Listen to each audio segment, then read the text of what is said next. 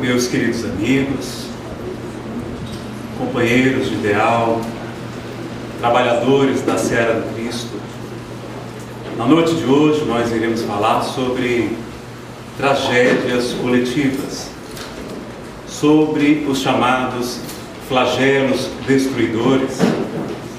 E temos visto recentemente, aqui mesmo em nosso país, também na Austrália, mas em menor dimensão, o problema das enchentes, vitimando mais de 700 pessoas na região serrana do Rio de Janeiro, também em São Paulo.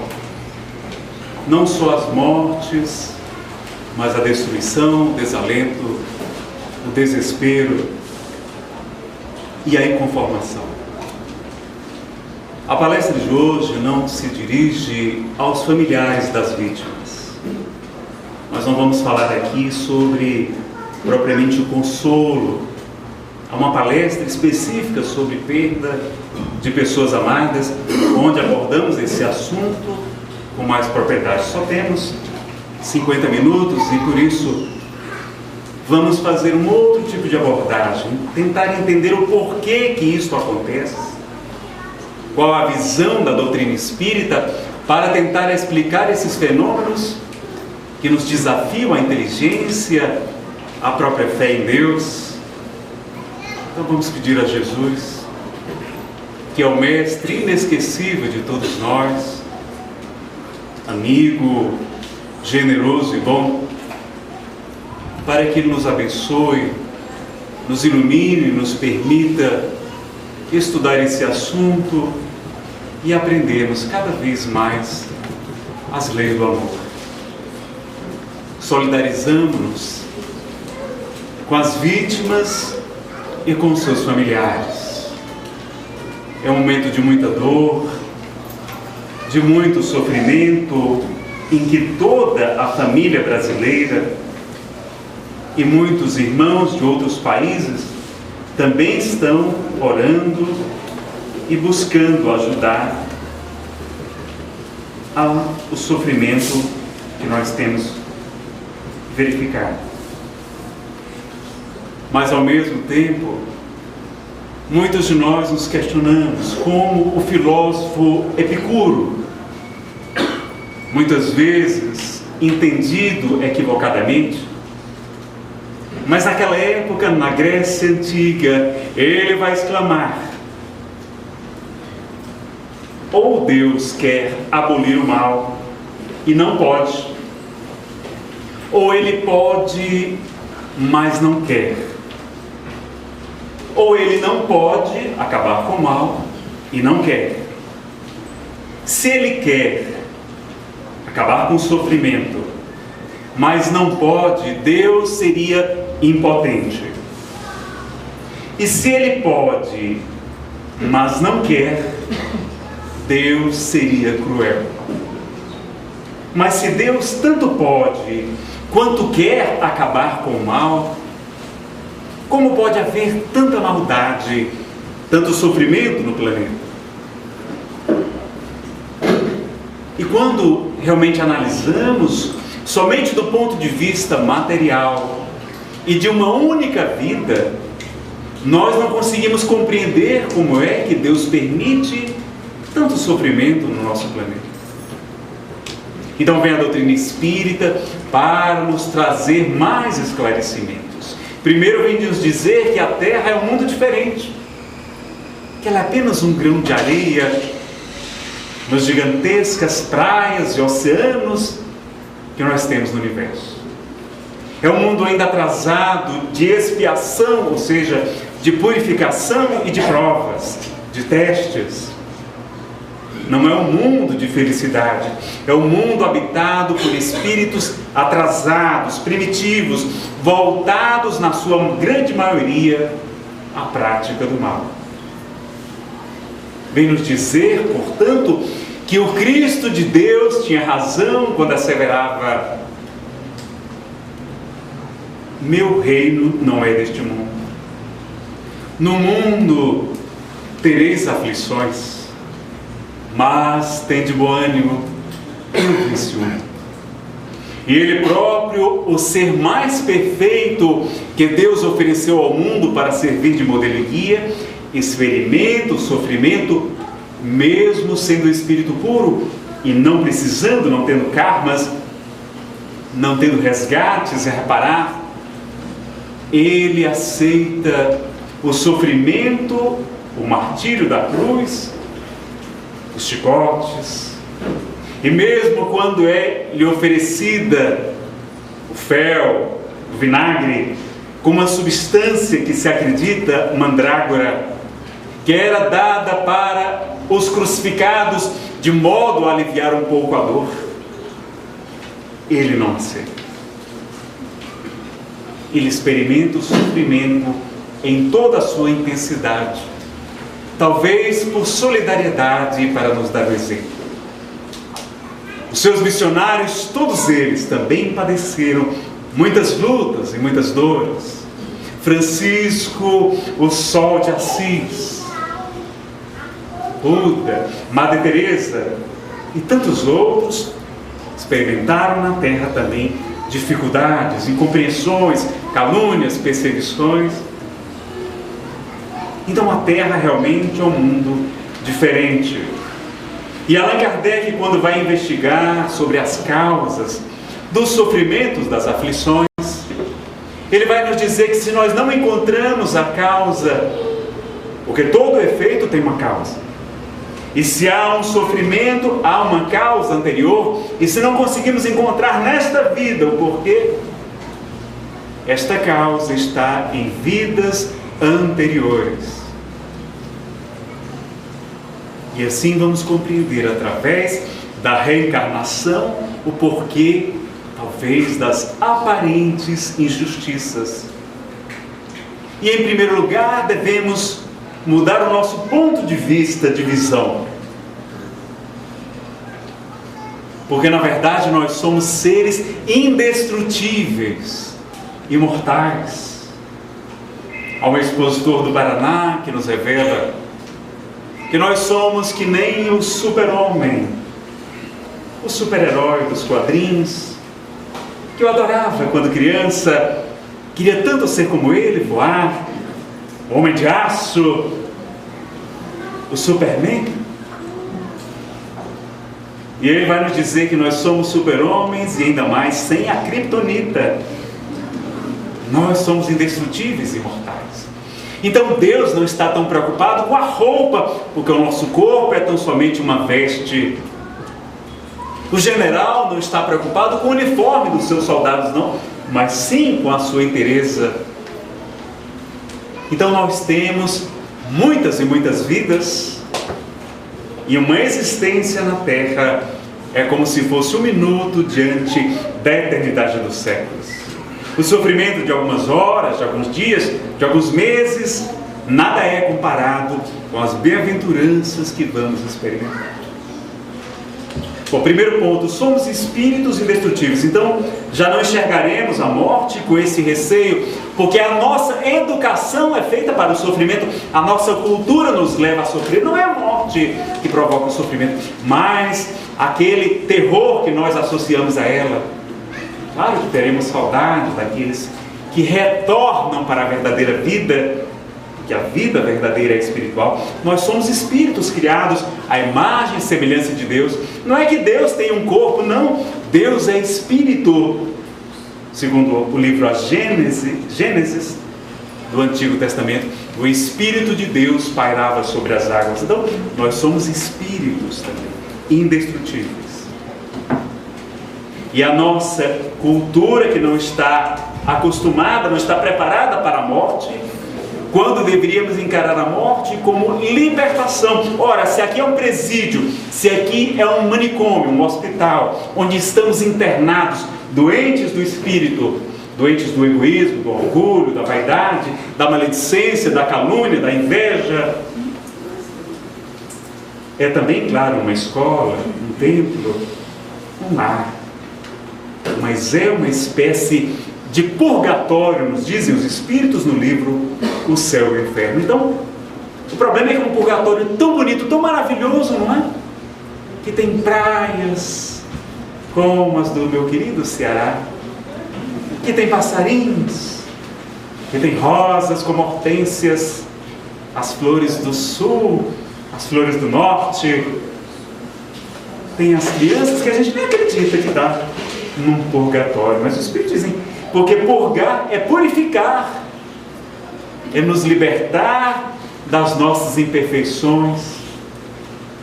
Então a frase correta, o título da palestra não deveria ser tragédias coletivas, não. É tragédia para aqueles que pensam do modo materialista. Mas podemos dizer resgates coletivos, expiações coletivas, como Allan Kardec vai estudar no livro Obras Póstumas, publicado após sua morte, uma coletânea de escritos que ele estava preparando, estudando, analisando. E na segunda parte, nas questões e problemas, há uma mensagem do Espírito Clélia Lantier, que ela vai nos falar que justamente há expiações coletivas também. Que o homem deve ser visto não somente do ponto de vista do ser. Às vezes nós somos uma pessoa bacana, mas nós temos uma outra dimensão, nós somos também familiares, maridos, filhos, esposos, irmãos. E às vezes a gente é muito bom no centro espírita e um tirano no lar. E também temos uma outra dimensão, a de cidadão. Às vezes somos até um bom parente, um bom marido, mas somos fraudadores dos impostos. Furtamos o erário público, não trabalhando como deveríamos. E se somos servidores públicos, então, onde não há tanta cobrança, nós abusamos da lei.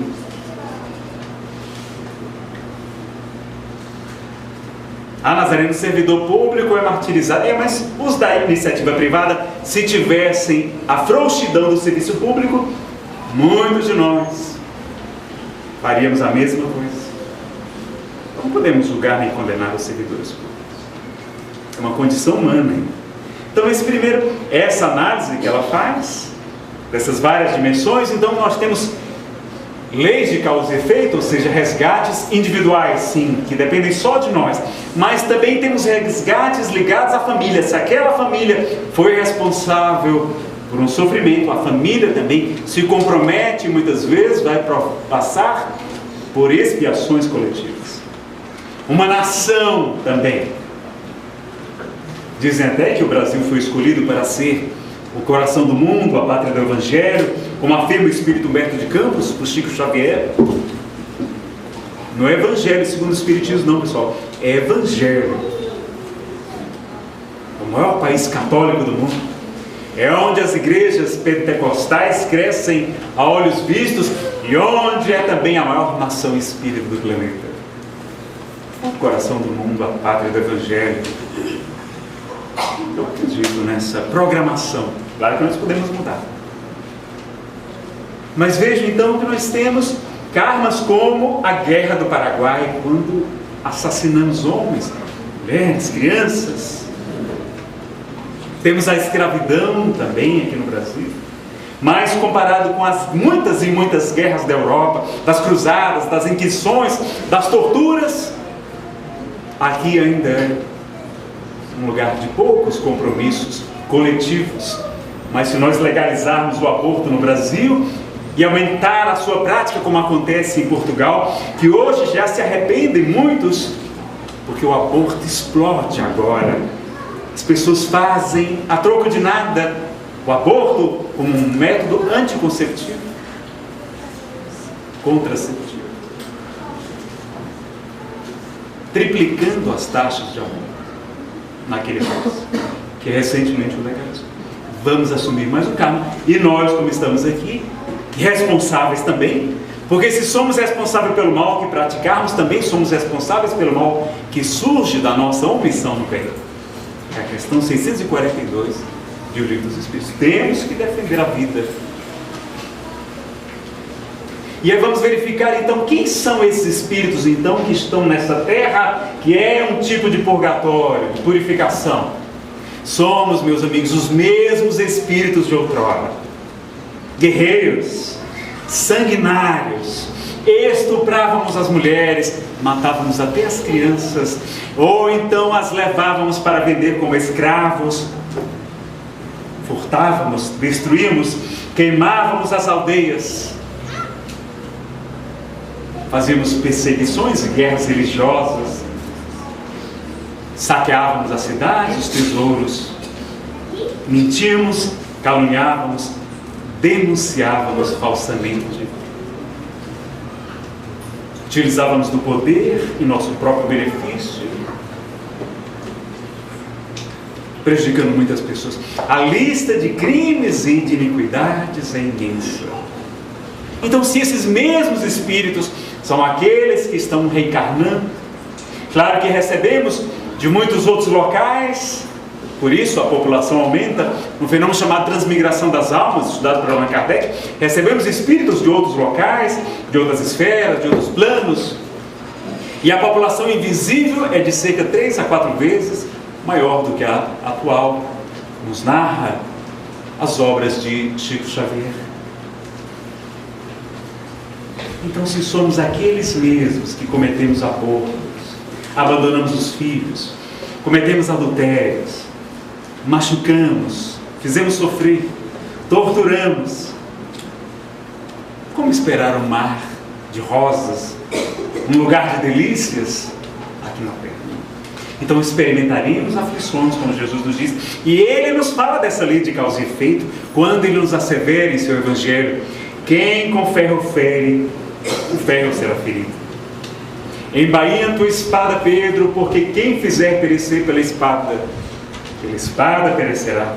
A cada um segundo suas obras. Apressa-te para pagar o que deves. Nós somos devedores. Para reconcilia-te com teu adversário enquanto estás a caminho com ele, para que ele não te leve ao juiz. O juiz te entregue ao ministro da justiça, este te coloque na prisão, porque eu vos digo em verdade que dali não saireis até que tenhais pago o último centil, o último centavo. Ele ainda fala mais, nos diz: se teu olho é motivo de escândalo, arranca-o e lança para longe de ti, porque é preferível entrar na vida, ou seja, é preferível reencarnar sem o olho, com a cegueira,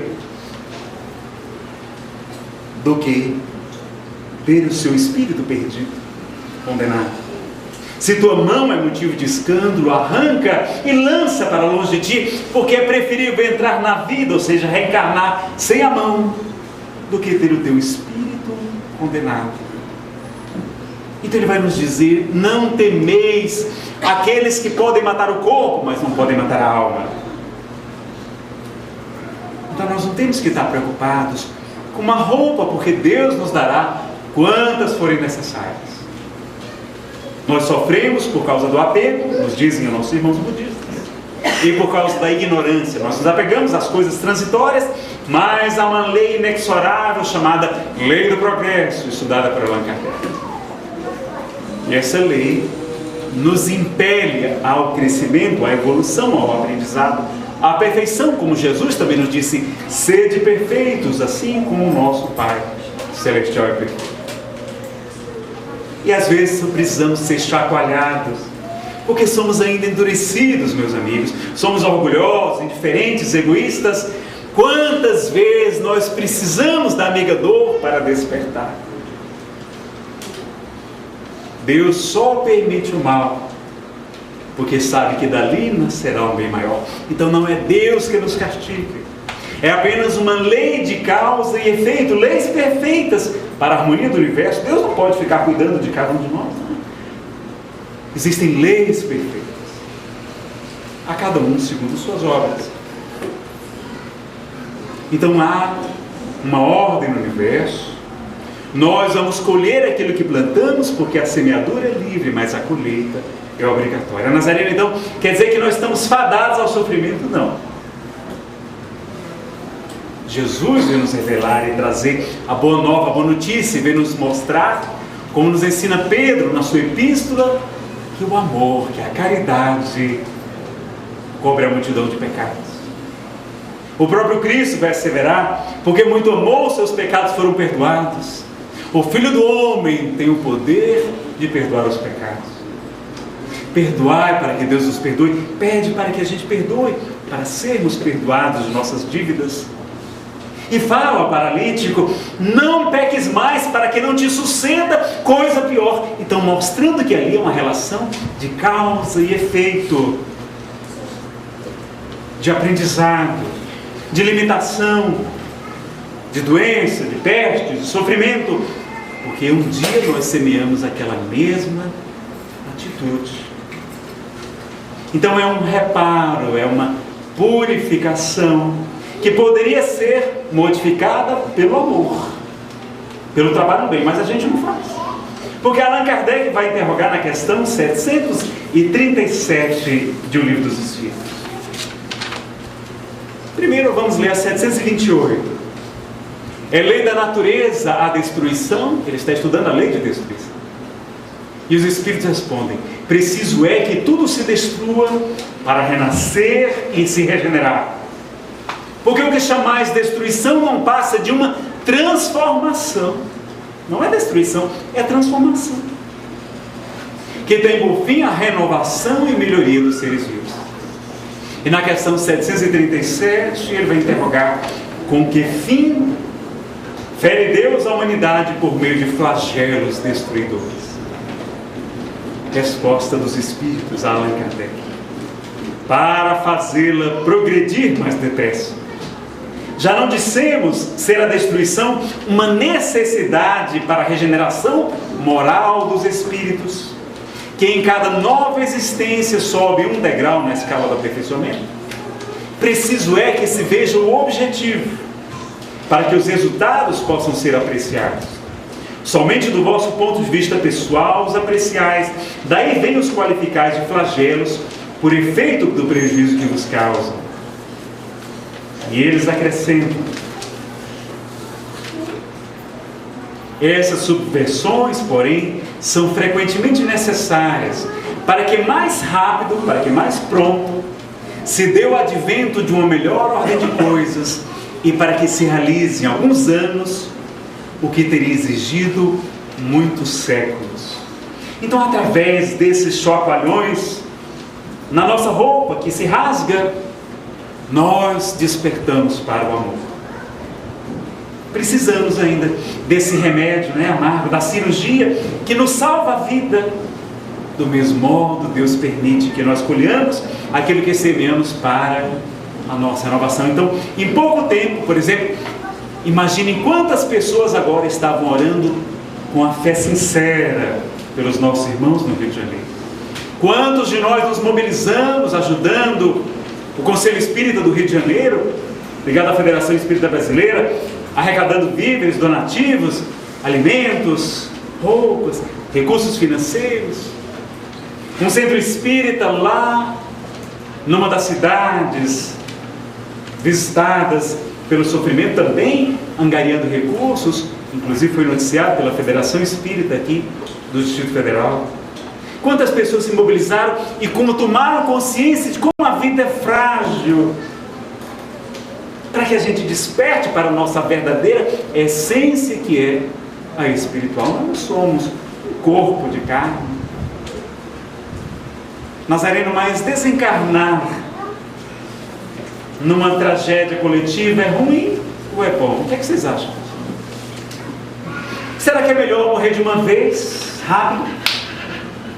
Ou passar um largo sofrimento de uma doença, de uma incompreensão, ou, por exemplo, buscar o suicídio e perceber do lado de lá que continuamos vivos e, infelizmente, com as sequelas que fazemos ao nosso corpo espiritual, ou perispírito, corpo incorruptível, que nos falaram. Todos nós estamos condenados, meus amigos, à morte. Condenados à liberdade. A morte é uma liberdade, é um passaporte para a verdadeira vida, porque só existe vida e vida em abundância. Então nós temos que estar preparados para a morte. Estudar, compreender as leis que regem o universo, quem somos nós, para onde vamos, por que sofremos, e a doutrina espírita nos explica com muita lógica, com muito bom senso, com muita razão. Claro que numa palestra de 45 minutos nós não podemos explicar o que Allan Kardec discorre em 5 obras básicas, de 400 páginas cada um: o Livro dos Espíritos, o Evangelho segundo o Espiritismo, o Livro dos Médiuns, o Céu e o Inferno, a Gênese, o Livro dos Médiuns. Então, não dá para resumir, claro, em uma breve palestra, mas vamos entender o porquê. Então, não é Deus que castiga, não é Deus que não pode. Ele pode, Ele permite o mal, permite que a gente tenha a nossa roupa rasgada, porque já rasgamos muitas roupas dos nossos irmãos.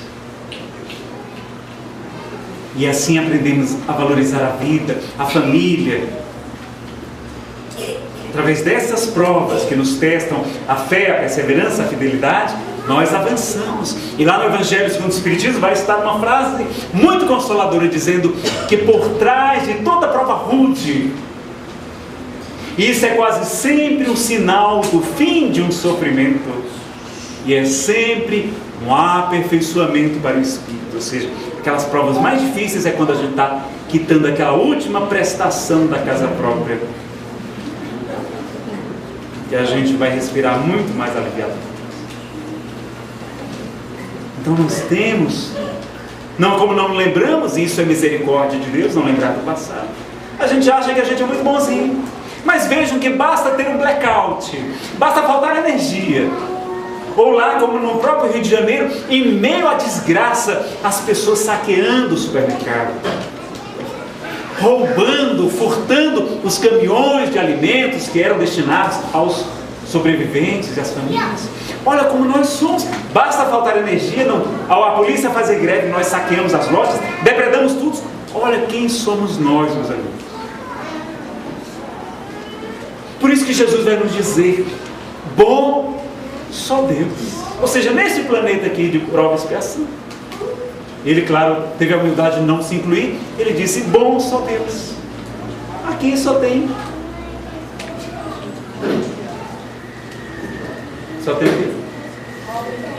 cobra criada. Mas somos umas cobras a caminho da evolução, do aperfeiçoamento. Então vejam que nós não somos lá grande coisa. Se não fossem as leis, a polícia, a justiça, o medo de ficar com o nome sujo na praça, e mesmo com tudo isso a gente ainda pronto. Então somos espíritos rebeldes, recalcitrantes, que precisamos ser tangidos ainda pelo sofrimento para começarmos a despertar para a vida espiritual. Então Jesus vem nos deixar isso muito claro, vem nos dizer: aquele que quiser vir após mim, renuncie-se a si mesmo, esqueça um pouquinho de você, tome a sua cruz e segue-me. Ele não disse: me dê a sua cruz que eu vou carregar para você. Tome a sua cruz, ou seja, repare os seus erros. E o Espírito, à medida que ele vai evoluindo, ele vai tendo consciência e vai querendo reparar o estrago que ele fez. E vamos receber como filhos aqueles que amamos, mas vamos receber também aqueles a quem prejudicamos, para poder reparar o mal.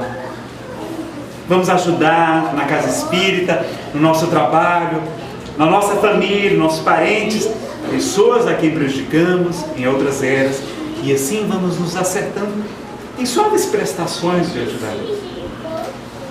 Porque a misericórdia de Deus é infinita. Mas precisamos reparar, porque teremos que pagar até o último centavo. Agora, nós podemos pagar com a caridade, com o amor. Não é a caridade de esmola, não, pessoal. A caridade devia ser escrita com a letra K, de Kardec. É caridade no sentido amplo da palavra.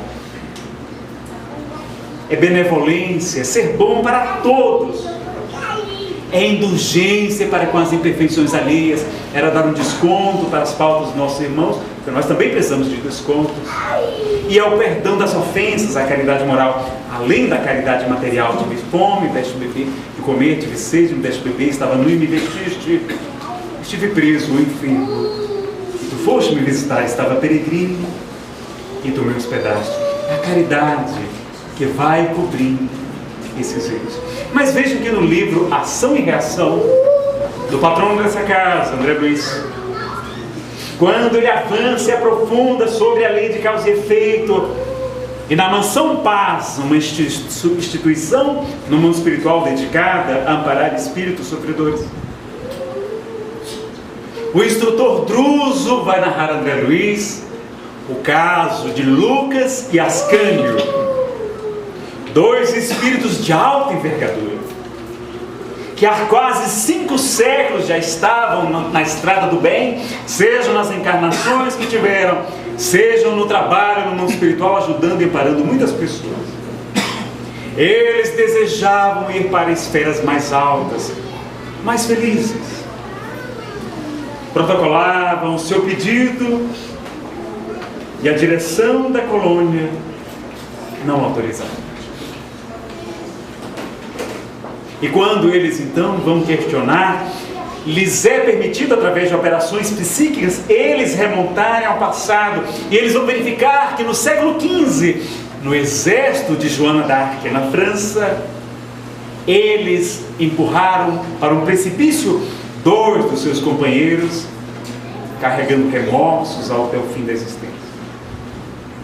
E eles aceitam reencarnar, programar uma prova para reparar aquele erro que eles não se recordavam,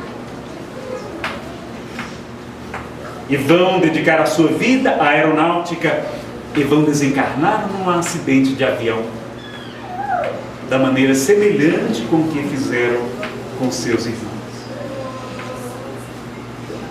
Veja então que a lei é perfeita e nenhuma falta ficará sem reparação.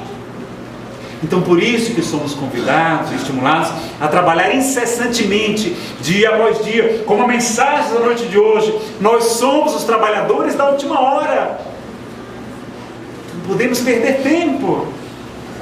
E vamos ganhar o mesmo salário de quem começou há 10, há 20, há 30, há 40. Não vou dizer quantos anos faz que a Dorinha está trabalhando no bem, para vocês não descobrirem a idade dela, né? Porque a mulher não gosta de contar a idade.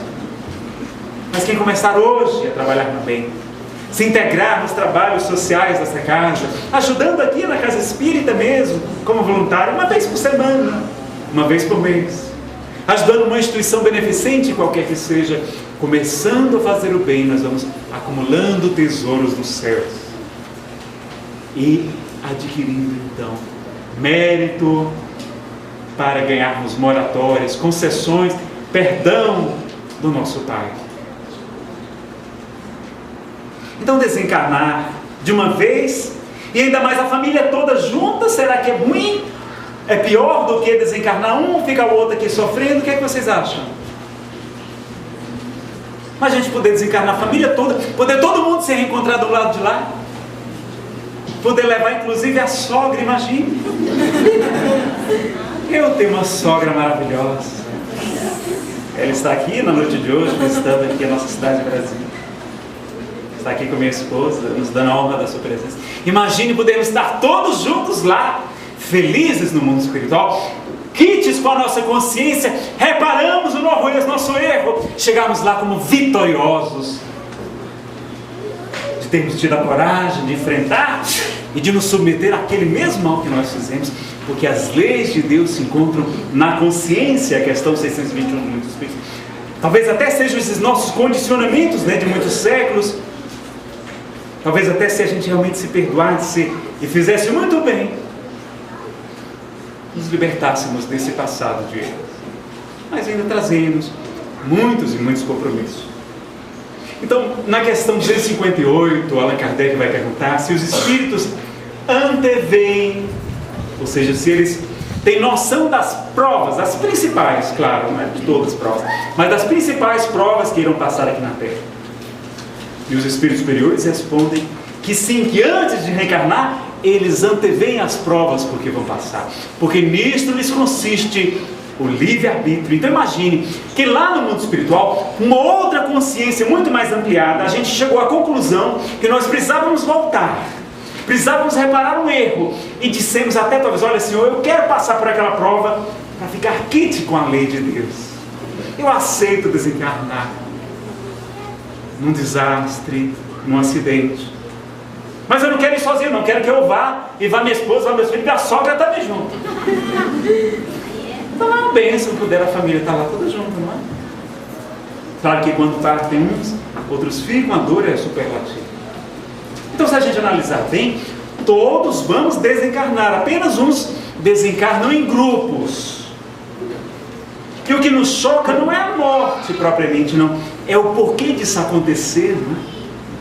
E é claro que nós vamos ter as negligências também nossas, da sociedade, dos governantes, dos parlamentares, dos engenheiros e daquelas próprias pessoas que construíram casas e locais indevidos, inadequados, perigosos, porque era mais barato, para ganhar vantagem algumas vezes, não? Então tem uma série de causas, sim, atuais das aflições. E há também causas anteriores, que nós não podemos aqui dar palpites, nós temos que tomar muito cuidado. Há pouco tempo circulou pela internet um e-mail narrando que aquele menino que desencarnaram, João Hélio, arrastado do lado de fora do carro pelos assaltantes, não é, sofrendo muito, sendo arrastado vários quilômetros, que haveria tido uma psicografia que ele revela que teria sido um dirigente romano, inclusive assina o nome, e que com sua biga atropelou e matou muitas pessoas, e ali estava reparando os seus erros, resgatando a sua falta milenar. Eu recebi esse e-mail, mas eu não passei para ninguém. Nós temos que tomar muito cuidado, porque as pessoas se arvoram. Um médium tem uma ideia, uma intuição, e como nós somos ainda muito atrasados, muito animalizados, a nossa mediunidade é muito rudimentar, meus amigos. Raros são como Francisco, o Cândido Xavier, como Francisco de Assis, como Eurípides Barçanufo, nós contamos nos dedos, como Jesus, o maior médium, o maior paranormal da humanidade. Nós somos muito atrapalhadinhos. E Allan Kardec vai perguntar em O Livro dos Médiuns qual seria o conceito de um médium perfeito. E as entidades vão responder que perfeito não é uma palavra adequada ao vosso mundo. Poderíamos dizer no máximo bom médium. E o bom médium é aquele que é menos enganado. Então somos todos enganados. Até Chico revelou que foi enganado algumas vezes e perguntou: Emmanuel, por que você permitiu isso? Para que você saiba que não é infalível e guarde sempre a humildade.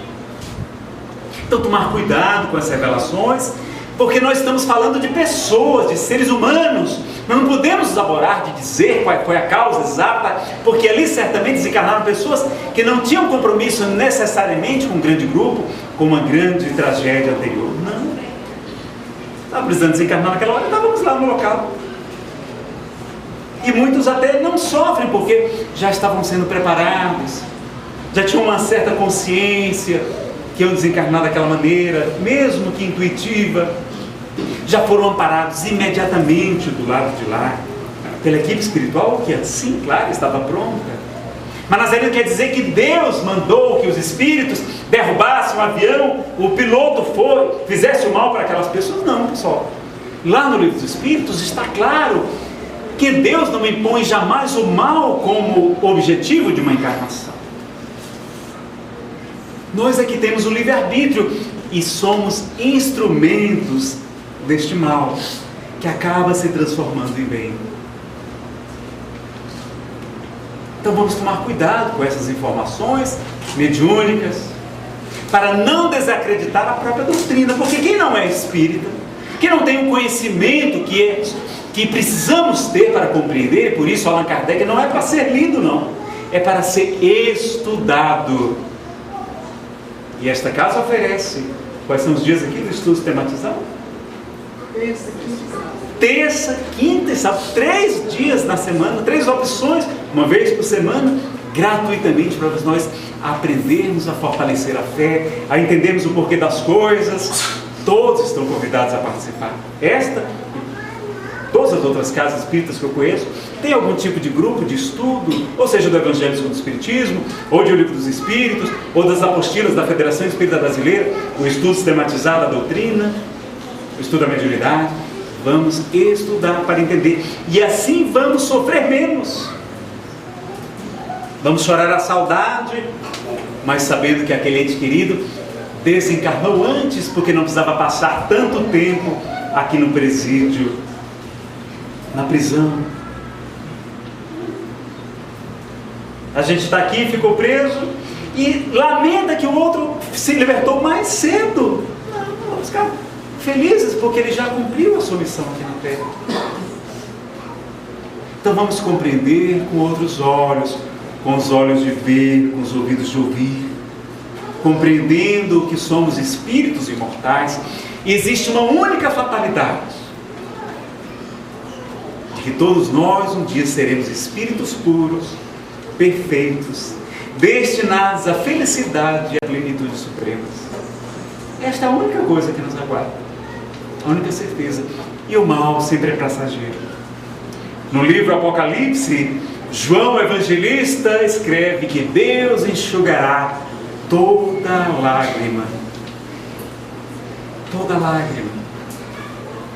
Jesus fala das recompensas que nos aguardam no reino dos céus. Então, quando sofremos essas provas com bom ânimo, com resignação, com humildade, não é? Não nos acharmos bons, porque bom só Deus. E percebemos que se estamos sendo provados, agradecemos a Deus que nos dá a oportunidade de nos testar a fé, a perseverança, a bondade, a confiança nele, e que muitas vezes nos fortalece nas horas de dor.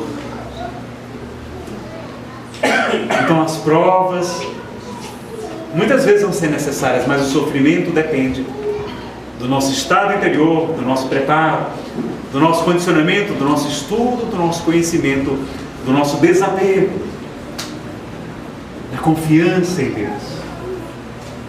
Então eu gostaria muito de dizer para os senhores que vocês se encontram no paraíso, no nosso lar, no monte de regeneração, mas não é verdade ainda, meus amigos.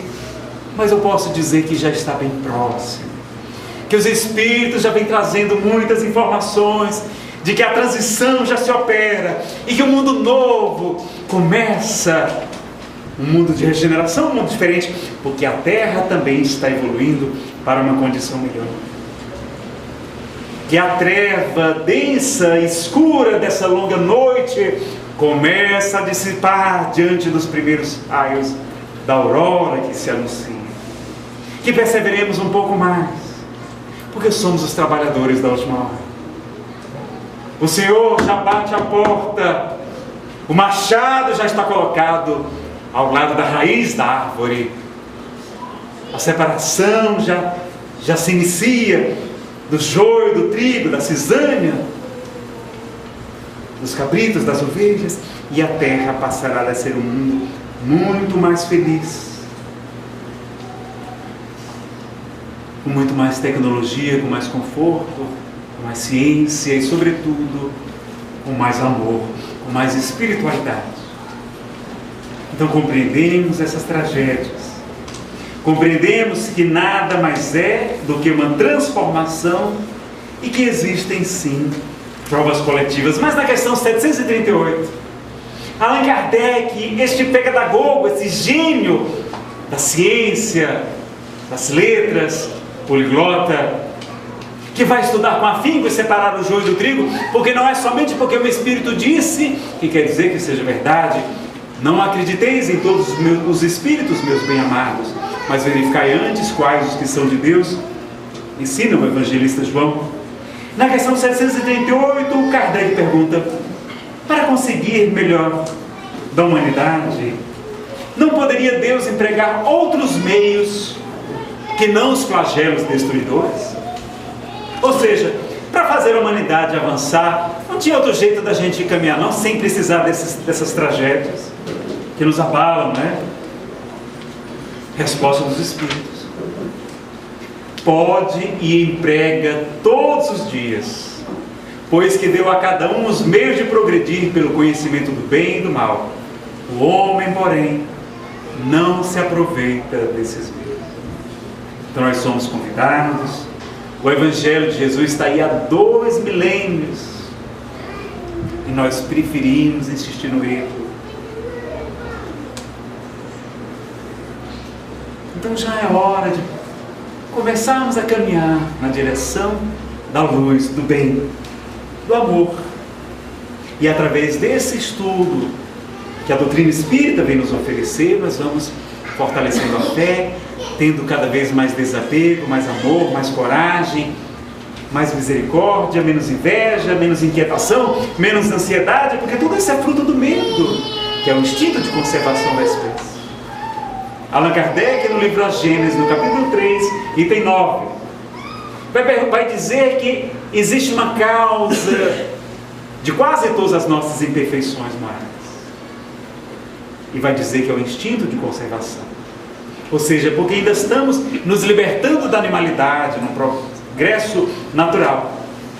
É natural que nós tenhamos, então, ainda esses instintos, como o medo. E o medo vai provocar tantos problemas. Nazareno, qual o melhor remédio para o medo? O melhor remédio para o medo é a fé. E como é que a gente faz para fortalecer a fé? Com conhecimento, com autoconhecimento, com o conhecimento das leis de Deus. Porque a fé inquebrantável é somente aquela que pode encarar face a face a razão em todas as épocas da humanidade. Então a fé, com a lógica, com o bom senso, com a razão, compreendendo o porquê das coisas e que Jesus está no reino. Então nesses momentos de aflições, vamos nos recordar quando Jesus estava na barca, dormindo, a tempestade se aproxima, os ventos, as ondas agitam o mar da Galileia, e os apóstolos empolvorosos acordam o Cristo e dizem: Senhor, salva-nos porque iremos perecer. E ele lhes pergunta: não temais, porque temeis, não estou eu convosco? E repreende a tempestade, o vento e as ondas o obedecem. E os apóstolos se maravilham: quem é este que até a tempestade e as ondas obedecem? Por que temeis? Não estou eu convosco? Homens de pouca fé. Então ele nos convida para não ter medo. Pede-nos para perseverar um pouco mais na prática do bem, na paciência, no amor, na caridade. E quando vamos então lembrar do centenário de Chico Xavier, para concluir a nossa exposição, trazer trechos de uma poesia do livro Parnaso de Além Túmulo. Quando Chico, com um pouco mais de 17 anos, começa a psicografar, e mais de 50 poetas brasileiros e portugueses, com seus estilos, vêm através do lápis abençoado daquele menino, pobre, mulato, de cabelos encaracolados, estrábico, que estudou apenas até a 4ª série. E ele vai psicografar Castro Alves, marchemos, há mistérios peregrinos, no mistério dos destinos que nos mandam renascer. Da luz do Criador viemos, múltiplas vidas vivemos, para a mesma luz volver. Buscamos na humanidade as verdades da verdade, sedentos de paz e amor. E em meio dos mortos-vivos, somos míseros cativos da iniquidade e da dor. É a luta eterna e bendita, em que o espírito se agita na trama da evolução. Oficina, onde a alma presa forja a luz, forja a grandeza da sublime perfeição. É a rija, bigorna, o mar, pelas fainas do trabalho, a enxada fazendo pão, o escopo dos escultores, transformando a pedra em flores, em carraras de eleição.